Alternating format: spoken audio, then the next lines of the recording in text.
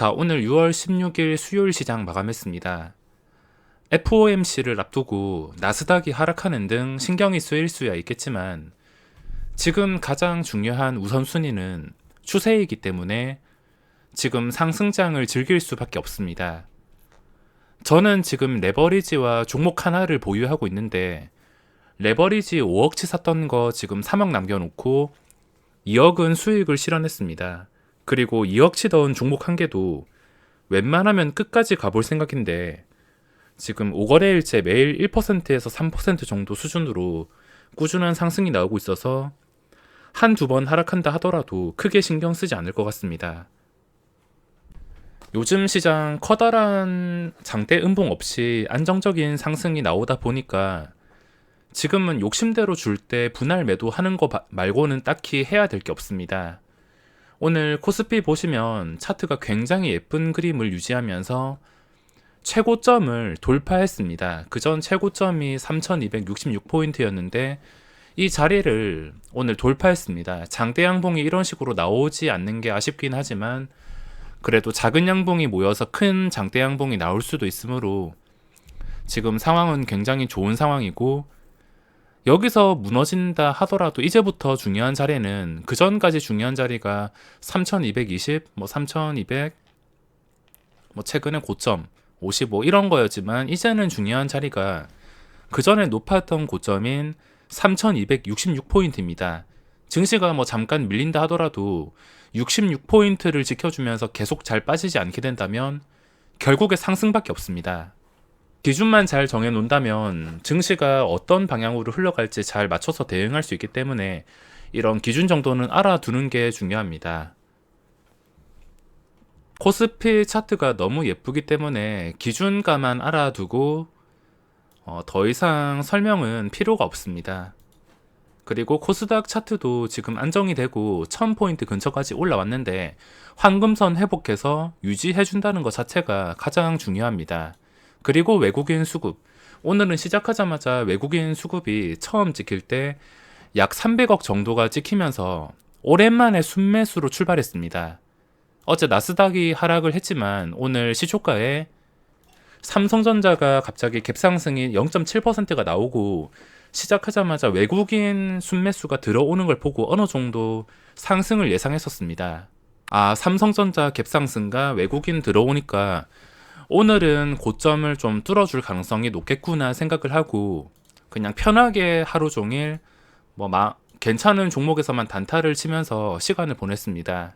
하지만 지금 아쉬운 점이 뭐냐면 삼성전자인데 삼성전자를 단순히 지수를 끌어올리는 용도로만 사용하고 있어서 지금 지수가 아무리 좋아진다 하더라도 삼성전자 매수는 힘들 것 같습니다.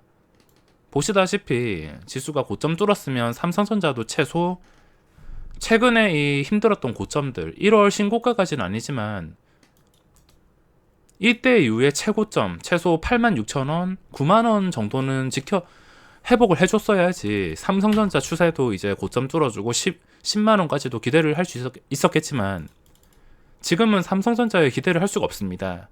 지수가 올라갈 때만 잠깐 이용할 뿐 이용당한 다음에는 버려질 가능성이 높고 나중에 언젠가는 지수를 끌어내리는 주체가 될 수 있기 때문에 삼성전자가 신경 쓰일 수밖에 없습니다.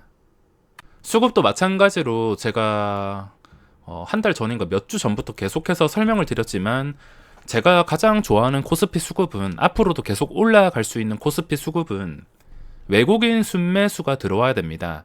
개인 순매수, 외국인 순매수 상관없습니다. 개인이 따라 들어와도 되니까 외국인 순매수가 지켜야 됩니다. 그리고 금융투자 순매수가 이렇게 강하게 들어온다면 쓸데없는 수급이기 때문에 이게 다시 나가야 될 걸 생각하다가 차트가 이리저리 올라갔지만 다시 나가니까 내려가고 올라갔지만 다시 나가야 되니까 내려가고 이런 식의 힘든 차트가 나올 수가 있거나 추세까지 위협을 받는 경우가 생길 수가 있기 때문에 금융투자는 차라리 매도가 계속 나오는 게 지수에 도움을 줄 수 있습니다. 다행히 이 쓸데없는 수급이 들어오지 않으니까 최근 들어서 정말 안정적으로 꾸준한 상승이 나오고 있으며 오전에 외국인들 힘 약하더라도 오후장 마지막까지 매수, 오늘은 매수세가 약하긴 했지만 동시호가에 또 들어오면서 좀 안정적으로 마감을 했습니다. 요즘 시장빨인지 아니면 운빨인지 아니면 이게 정치 테마주 빨인지는 모르겠지만 매일매일 거래가 터지는 종목들이 나오고 있습니다. 시장이 좋아서인지 아니면 이런 종목들이 정치 테마주의 힘 때문인지 뭐 그거는 제가 자세하게 알 바가 없으며 전체적으로 예전처럼 아무거나 상승하는 시장이 아니긴 하지만 거래가 몰렸다 하면은 좀 쉽게 대응할 수 있는 종목들이 많이 나와주기 때문에 지금은 단타 칠 때도 마음이 굉장히 편할 수밖에 없습니다. 자, 거래대금 상위 보시더라도 자, 계속해서 설명을 드리지만 이미 양봉 나왔던 거, 이미 많이 올랐던 거 거래대금 더 나온다 하더라도 내 것이 아니다라 생각하고 그 전에 밑에서 잡은 게 아니라면 매매를 고점에서 억지로 할 필요가 없습니다. 그래서 제 기준으로 봤을 때 오늘 기준에 잡힌 것은 일단 한전산업. 제가 장 초반 시작하자마자 생각이 좀 많아지면서 자연과 환경이랑 한전산업은 놓쳤습니다. 이것도 출발하고 나서 거래대금이 꽤나 강력하길래 관심 종목에 바로 추가해서 지켜보고 있는데 하필이면 이 눌리는 구간에서 다른 짓을 한다고 놓쳤습니다. 딱 봤을 때는 이미 이런 식으로 5% 이상 상승하는 장대 양봉이 뜬 상태라 도저히 따라 들어갈 수가 없었습니다. 한전산업도 좀 생각을 하다가 차트와 지금 거래량 괜찮아서 고점 뚫어줄 것 같아서 좋게 보고 있었지만 이것도 생각을 한다고 놓쳤습니다. 오늘 기준에 잡힌 게 초기에 자연과 환경이랑 한전산업이었는데 둘 다 놓쳤으며 매일매일 한 개씩 나오는데 오늘은 특별히 좀 많이 나와줬습니다. 벌써 자연과 환경 1개, 한전산업 2개, 그리고 태경케미칼 3개. 벌써 이렇게 코스닥에서만 3개가 나왔습니다. 지금 HMM이나 이런 종목들은 거래대금이 3천억이긴 하지만 최근에 올랐거나 고점인 상태고 초대형주에서 변동성이 없는 상태라 진입을 할 수 없으며 지금 13위에 잡히는 게 태경케미컬인데 이것도 제가 하루 종일 계속해서 체크하면서 차트가 매우 예쁘고 거래대금이 유지가 되길래 물론 3천억이 나오진 않았지만 거래대금이 유지가 돼서 주가 방어율이 굉장히 뛰어났습니다. 그래서 눌림마다 매수하고 올랐을 때 수익, 눌림에서 매수하고 올랐을 때 수익. 그리고 마지막에 신경을 좀 끄고 있었는데 순식간에 장대 양봉이 나와서 여기서부터는 신경을 끄고서 매매를 하지 않았습니다. 그리고 코스닥에서 보성 파워텍도 기준에 들어갔고 고점까지 거리가 멀지가 않은 상태였지만 이거는 UBS 보고 걸렀습니다.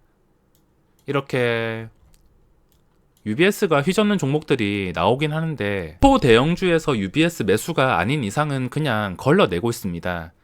UBS 종목 선정이 제 기준이랑 많이 겹치는 것 같은데 혹시나 제가 지금 말하는 거 보고 따라 할까봐 무섭습니다. 아무리 괜찮아 보인다 하더라도 얘들이 휘젓는다면 주가가 이상하게 흘러갈 수 있기 때문에 그냥 걸러내고 있습니다. 그리고 가비아 이거 상따 제대로 했는데 두 번째 VI에서 제대로 이거 상따 했는데 마지막에 털려버렸습니다. 요즘에 뭐만 하면은 뭐 자연과 환경이라든지 가비아라든지 정치 테마주로 엮여버리는데 정치 테마주라도 첫 출발이라서 상한가 안 풀리면은 좀 괜찮게 좀 편하게 보유를 하려고 했는데 여기서 하필이면 60만 주 잔량이 없어지면서 상한가가 풀렸습니다. 편하게 버티고 있다가 풀리는 거까지는 제가 버텼는데 풀리고 나서 10분 지나고 나서도 주가가 계속해서 반등이 나오지 않길래 털려버렸습니다. 그 뒤로 한 방에 올려서 상한가 또 풀리긴 했지만 결국에 상한가에 마감을 했습니다. 잔량이 50만 주는 좀 억지고 마지막에 한 16만 주 정도에서 지금 장우 거래에서도 8만 주 매수 대기가 쌓여 있습니다. 그렇게 많지 않은 상태에서 마감을 했으며 일단 가비아 차트와 위치를 봤을 때 역사적 신고가입니다. 이게 시세가 나왔을 때를 기억하고 있는데 시세가 나왔을 때 상당히 강력했던 거 같은 종목으로 기억하는데 거래대금도 2200억이 나왔습니다. 짧은 시간 이내에 중간중간에 이렇게 굵직한 거래량이 몰리면서 하루 종일 거래가 유지가 된 것도 아닌데 코스닥 상위 2위에서 마감을 했습니다. 이 정도 거래대금이면 게다가 신고가면은 정시 테마주라 하더라도 첫 출발이고 변동성이 나올 수가 있으므로 내일 시장에서도 인기가 있을 것 같습니다. 오늘 종목만 보더라도 자연환경, 한전산업, 그리고 가비아, 태경케미컬 4개나 잡혔습니다. 그 전에 계속 한 개씩 나오고 어제는 고려시멘트 한 개만 나왔는데 4개나 나왔고, 그리고 고려시멘트 이것도 마지막에 동시호가까지 수익을 챙겼습니다. 체결 내역 보시면 고려시멘트 마지막 동시호가에 좀 높게 뛰길래 매도를 했는데 이것도 뜻밖의 수익이 발생했습니다. 가비아는 전부 다 털려버리고, 고려시멘트 보시면 자, 어제 거래대금이 나왔고 신고가 상태여서 굉장히 관심 있는 종목 중 하나였는데 오늘 장중에는 재미가 없었습니다. 중간에 튀어 오르긴 했지만 변동성이 꽤나 위험했으며, 근데 마지막에 이 차트 보시면은 제가 진입했을 때가 5,350원, 주가가 빠지지 않고 예쁜 차트, 황금선 이거 자체를 유지해 준다는 게 의미가 있기 때문에 이 자리에서 바로 접근하고 뜻밖의 상승이 나와서 여기서 수익을 챙기게 되었습니다. 이렇게 거래대금이 나온 종목이 주가가 빠지지 않고 거래대금도 유지된다. 상승도 아닌데 1,800억이 나왔으면 꽤나 많이 나온 편이고 신고가 근처에 있기 때문에 당연히 이 종목도 시장에서 당분간은 관심이 쏠릴 수밖에 없습니다. 어차피 거래대금이 몰리고 자리가 좋다면 빠지지 않았을 때는 무조건 상승이기 때문에 이것도 어떻게 움직일지 굉장히 궁금한 상태입니다. 다만 주의를 해야 될 것은 또 외국인 단타가 이렇게 들어왔습니다. 어제 25만 주, 오늘도 25만 주 정도.